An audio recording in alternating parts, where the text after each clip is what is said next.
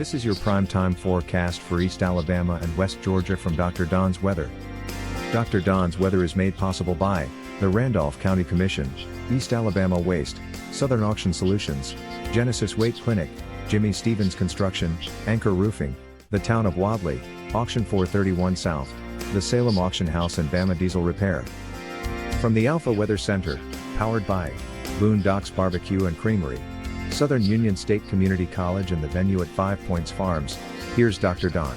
I'm back. We made it through the hurricane up here in northeast Georgia. It was a long night. We'll talk more about that in just a few moments. We want to welcome a brand new partner to Dr. Don's Weather. Thank you, Estate Masters Lawn, Land, and Tree, serving East Alabama with all of your lawn, land, and tree needs. Now, I know that some of you have got some storm damage. You've got trees, maybe with some issues. You have limbs in your yard. You need your front yard, your backyard cleaned up. These folks right here can handle that for you. And it's a lot more than just tree service. They can handle all of your landscape needs. They do beautiful work. So check them out. You can check them out on Facebook at Estate Masters Lawn, Land, Tree. You can also give Holly a call at 334-744-2616. And you can send her an email at holly@estatemastersllc.com. Full service landscaping, rock work, and tree company for East Alabama. And I kind of imagine they would go into West Georgia as well. So get in touch with them today and tell them thank you for being a partner here on Dr. Don's Weather. And also get your ducks in a row with Dukas at 256-831-7770. Jamie Dukas has all of your insurance coverage needs for East Alabama and West Georgia. Here we go. Let's talk about some weather. What's left of Hurricane Helene, believe it or not, is still spinning over southern Indiana this morning and may bring some occasional clouds and even a light sprinkle or two across Alabama and Georgia, most likely north of I-20 in both states. High pressure, though, is going to take hold of our forecast toward the first part of the week, and most of this upcoming week is going to be absolutely beautiful across East Alabama and West Georgia. Believe it or not, we are watching for the possibility of more development in the Caribbean or southern Gulf of Mexico. Same place Helene formed about 4 or 5 days ago. I hate to bring that news to you this morning, but the tropics are coming to life. We told you this was going to be a busy hurricane season, and we had a long period there where we had no action whatsoever. Now, as we approach the end of hurricane season, we've still got a ways to go, but here on the latter part of the season, it may get extremely active as, again, we currently have Joyce out there in the south central Atlantic. Joyce is moving toward the United States, but I think she will probably turn to the north. We also have Isaac up in the northern part of the Atlantic. We have what's left of Helene spinning over southern Illinois and southern Indiana up there in northwestern Kentucky. And then we're watching for the possibility of more formation in the Caribbean and southern Atlantic. Huge mess this morning up in Asheville, North Carolina. Understand there have been mudslides overnight, and for the most part, the Asheville area is cut off from the rest of the world. And there are a lot of folks stranded on I-40 up there this morning. So continue your thoughts and prayers for our friends just to the northeast of where I'm located up there around Asheville, North Carolina. That seems to be other than where the hurricane made landfall in the Big Bend area and across southeast Georgia. Asheville seems to be one of the other highest impact locations from Hurricane Helene. Now, a lot of discussion out there this morning about the cone of uncertainty. You know, when we're watching those graphics, you'll see the track, the forecast track of the storm, and then you'll see that white area either side of the track. And apparently, we still have communications issues helping people understand exactly what that means.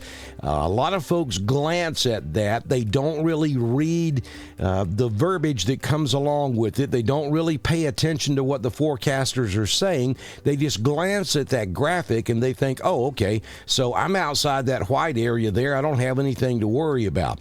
You can't be any more wrong than that, folks. That cone of uncertainty, that white area that runs left and right of the track of the forecast for the hurricane, is simply the margin of error for the forecast track. Has nothing to do with the effects that you may feel. Just because that white area does not cover your town or your community or your state, even in this case, doesn't mean anything as far as the effects are concerned. Two things you got to understand. Number one, the worst weather is always along the track and to the east. Looking at the graphic to the right. In this particular case with Helene, this was a massive storm.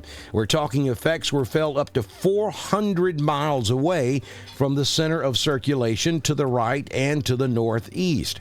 That's going to be the case with every landfalling hurricane. The worst weather is always going to be to the right, along the track, and to the right and to the northeast of the center of circulation. Doesn't mean you can't have weather to the west. You folks in East Alabama and West Georgia, you had gusty winds, you had rain. So you will get effects to the west. It's just that the absolute worst will be to the right. And do not focus on that center of circulation or the area inside that cone of uncertainty, because that just because you're not in that doesn't mean you won't feel effects from this storm. Now, what happened with Helene? Helene ended up moving a little bit further to the east than the forecast suggests. That's because in this particular situation, we had a very unique weather setup across the southeastern United States. You don't typically have inland low pressure sitting there when you have a landfalling hurricane. It can happen, but in the southeastern United States, that's extremely rare. So trying to forecast exactly what that interaction is going to be between the low pressure that's already in place and the hurricane, which is also low pressure, coming up out of the Gulf, trying to figure out exactly how those two are going to interact with one another is almost impossible. And kudos to the National Hurricane Center and all the local National Weather Service forecast offices, because I think overall, even though it did track a little bit further east than expected, they did a phenomenal job. They just had it placed about 100 maybe miles too far to the west. Once it made landfall, it tracked a little bit further to the right and then went right up the South Carolina Georgia state line versus the Alabama-Georgia state line, which was the forecast there for several hours. Be thankful if you are to the west of that track, because you don't have to deal with what's going on this morning, and continue to pray for those who were along the track and to the right. Tremendous amount of damage this morning from south of Perry, Florida, all the way up to Valdosta, Georgia, and then pretty much up to Augusta, and then right along the South Carolina-Georgia border.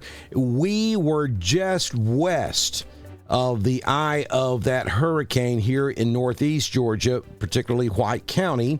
We did have a good bit of problems up here that we had to deal with. At one point, about half of our county was without power, and we did have probably, I have not seen the total final count, but probably somewhere in the neighborhood of 30 to 40 trees that fell, which took out the power grid to over half of the county, and several homes were damaged from trees that fell.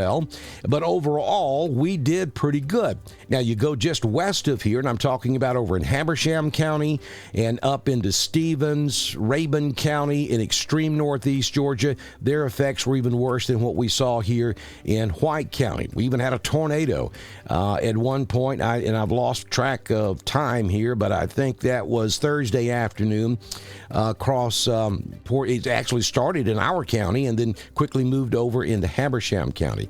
And then when it got up into South Carolina around Greenville and then up into the Asheville, North Carolina area, we saw effects of the Appalachian chain take hold, and a copious amount of rain fell up there. As a matter of fact, they're saying this morning, now listen to me, this is incredible, on the highest ridge tops across the Appalachian chain, maybe 30 plus inches of rain fell in that particular area.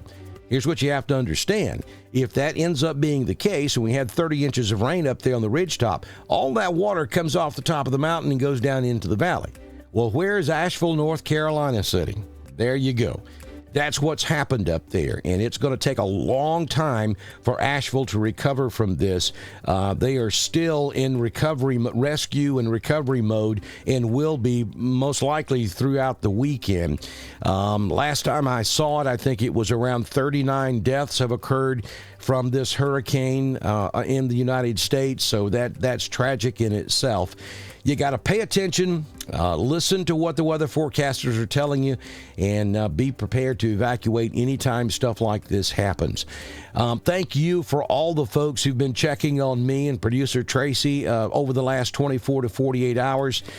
We were up in the Emergency Operations Center running for about 36 hours before we got to come home and get a little bit of rest last night. Our power was out here at the studio for most of yesterday. Finally came back last evening, and we are back operational this morning, and are glad to be here and glad to be safe. Thank you all. But look, let's pay very close attention to especially the Caribbean and the southern Gulf of Mexico for the possibility of yet another tropical system developing over the next several days. Weather National Hurricane Center actually giving this a pretty good chance of developing. We'll watch it for you. Current conditions at the venue at 5 Points Farms, currently 66 degrees. Wind out of the southwest at 2. Still a little breezy out there, gusting to 11 miles per hour. Humidity is 87%. The barometric pressure 29.79. Dew point 62. No rain in the past 24 hours. There may have been a little bit right there at the end of that time period, but we're calling it 0 for the last 24. High temperature yesterday was 75.8. We currently have fair skies.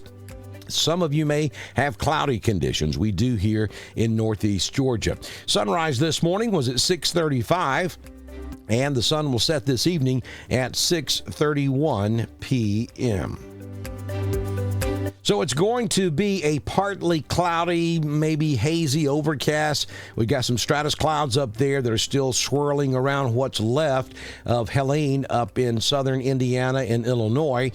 So clouds from time to time. The thicker cloud coverage and the wee chance of a sprinkle will be better along and north of the I-20 corridor. We're looking at 76 this afternoon in Roanoke. Also over in Franklin, we'll hit 80 in Alexander City, 75 at Pine Mountain, and for the big ball game this afternoon in Auburn, we're looking at partly cloudy skies and 81 degrees on the plains. Excuse me. Here is your 6-day forecast from the Alpha Weather Center. And we're looking at a 20% chance of a scattered shower. You'll see the sun from time to time. It'll be cloudy from time to time. No major rain concerns. 76 your high, down to 60 for your overnight low tonight. We'll maintain that 20% chance of a shower. On Sunday, sunshine in the morning, maybe a sprinkle or two in the afternoon, 79 your high. And then as we get into next week, pretty nice weather. Monday, mostly sunny, 81. Full-blown sunshine Tuesday, Wednesday, and Thursday. High temperatures will be in the low 80s with overnight lows dipping down into the upper 50s perhaps on Wednesday night. That'll feel nice. And then as we head toward next weekend, number one, we've got to look at what's going on down in the Gulf of Mexico. And number two, we see some signals here that we may have some rain moving back in late on Friday into next weekend. But again, a lot's going to depend on whether or not we get development in the Caribbean or Gulf of Mexico as we head toward the middle or latter part of next week. Southern Union State Community College live Doppler HD radar showing no precipitation across East Alabama or West Georgia. We do have a few coastal showers in southeast Georgia, also running across across central Florida there. Around Daytona Beach, we have a few showers. A few very light sprinkles this morning up in extreme northeast Alabama, and look at that. We have what's left of Helene still hanging out this morning, and it is spreading showers all the way from the Great Lakes back down to northeast Alabama, and then back up to just south and southeast of Boston, Massachusetts. Just amazing storm that we have dealt with here for the last several days across the eastern half of the United States. Folks, we depend on your support to keep us going. We've been at this now for about 6 years, and we hope to continue for another 6 years, but this is an extremely expensive venture, so any time you can help us out, we greatly appreciate it. One of the things you can do is send us or go over to our weather store. You'll see the link there at the bottom of the screen. There's a clickable link at the top on Facebook, at the bottom on YouTube, where you can pick up a Dr. Don coffee cup, a t-shirt, or a baseball cap. Part of those proceeds come back to support us here at Dr. Don's Weather, or you'll find a ton of different links and different ways that you can support us if you'd just like to make a donation. Also, if you have a business and you'd like to be a partner with us, such as Estate Masters, brand new partner with us here on Dr. Don's Weather, all you have to do is send me a message on Messenger, and I can have you started before we do our Sunday morning primetime forecast here on Dr. Don's Weather. Good Lord willing, and the creek don't rise. We'll see you tomorrow. Have a great Saturday. This has been your primetime forecast for East Alabama and West Georgia. From the Alpha Weather Center, powered by Southern Union State Community College, the venue at 5 Points Farms and Boondocks Barbecue and Creamery, Dr. Don's Weather is supported by the Randolph County Commission, East Alabama Waste, Southern Auction Solutions, Genesis Weight Clinic, Jimmy Stevens Construction, Anchor Roofing, the Town of Wadley, Auction 431 South, the Salem Auction House, and Bama Diesel Repair. Be sure to like us on Facebook, share us with all of your friends, and subscribe to Dr. Don's Weather on YouTube. We will be back tomorrow morning with another edition of your primetime forecast on Dr. Don's Weather.